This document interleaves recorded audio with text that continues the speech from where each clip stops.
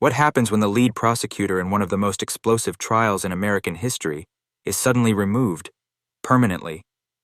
The answer lies in a story of power, scandal, and a courtroom decision that could change everything about Donald Trump's Georgia election interference case.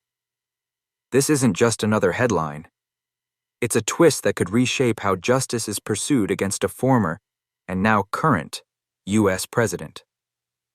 Back in August of 2023, Fulton County, Georgia, became the center of the political universe. A grand jury indicted Donald Trump and 18 others under the state's Racketeer-Influenced and Corrupt Organizations Act, better known as RICO. The charges painted a sweeping picture of alleged election interference. The accusations that Trump pressured officials to find votes, organized so-called fake electors, and even encouraged intimidation of election workers. It was unprecedented. And when Trump surrendered at the Fulton County Jail, cameras captured the now famous mugshot, the first ever taken of a U.S. president. In that moment, the Georgia case stood apart from every other legal battle Trump faced. At the heart of it all was Fulton County District Attorney Fani Willis. Known for her no-nonsense approach and tough use of RICO statutes, Willis was determined to make the case stick. She cast herself as the relentless prosecutor unafraid of powerful figures, the one ready to hold Trump accountable. But as the spotlight grew brighter, so did the scrutiny. And soon, the story stopped being just about Trump. The turning point came when defense attorney Ashley Merchant, representing one of Trump's co-defendants, dropped a bombshell. She alleged that Willis was in a romantic relationship with Nathan Wade, the very special prosecutor she had hired to help lead the case. At first, it sounded like just another courtroom tactic. But soon, the rumors turned into sworn testimony. Willis and Wade eventually admitted the relationship, though they insisted it never influenced the case. Wade later resigned, but the damage had already been done. It wasn't about whether the relationship directly affected the prosecution. It was about appearances. Could the public trust the fairness of a case when the lead prosecutor was romantically tied to someone she personally brought into the fight? That question went all the way to the Georgia Court of Appeals. In December, the judges delivered their verdict. Willis and her entire office had to step aside. The reason? An appearance of impropriety. Willis fought back, appealing to the state's highest court. But in September 2025, the Georgia Supreme Court delivered the final blow. In a 4-3 decision, they refused to take up her appeal. Get ready for the most shocking content on the internet.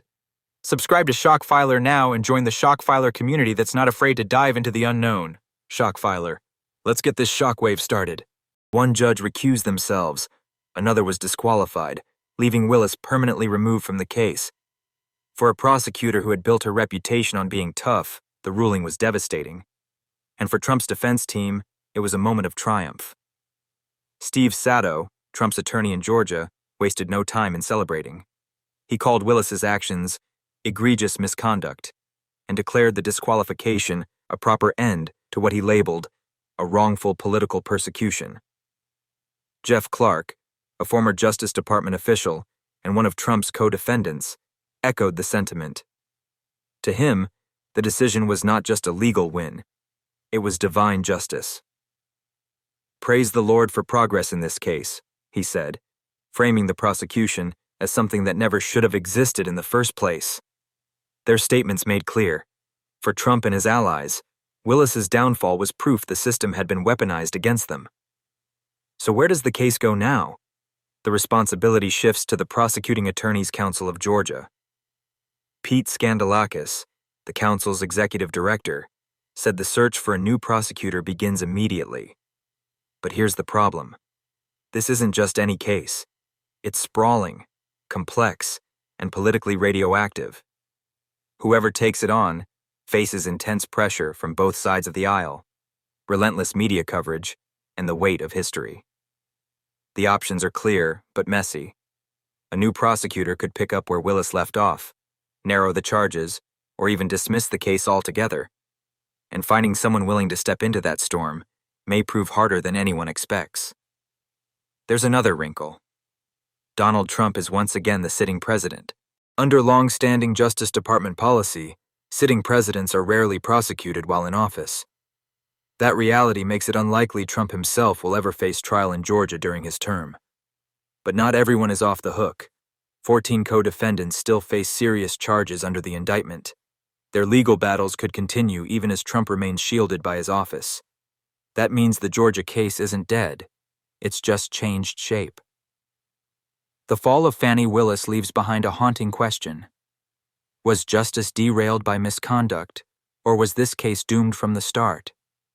To some, Willis's removal proves the case was flawed all along, built more on politics than law. To others, it's a tragic example of how personal missteps can unravel years of legal work and overshadow the pursuit of accountability. One thing is certain. This case will be remembered as one of the most dramatic legal collapses in American history. A case that began with the image of a president's mugshot may now end with prosecutors scrambling to decide if it should continue at all. The story of Fani Willis and the Georgia election case isn't just about courtroom drama. It's about trust, appearances, and the fragile balance between law and politics. So here's the question left hanging. Was this justice served or justice delayed? The answer may depend on who you ask, but either way, the fall of Fani Willis ensures this case will echo far beyond Georgia's courtrooms.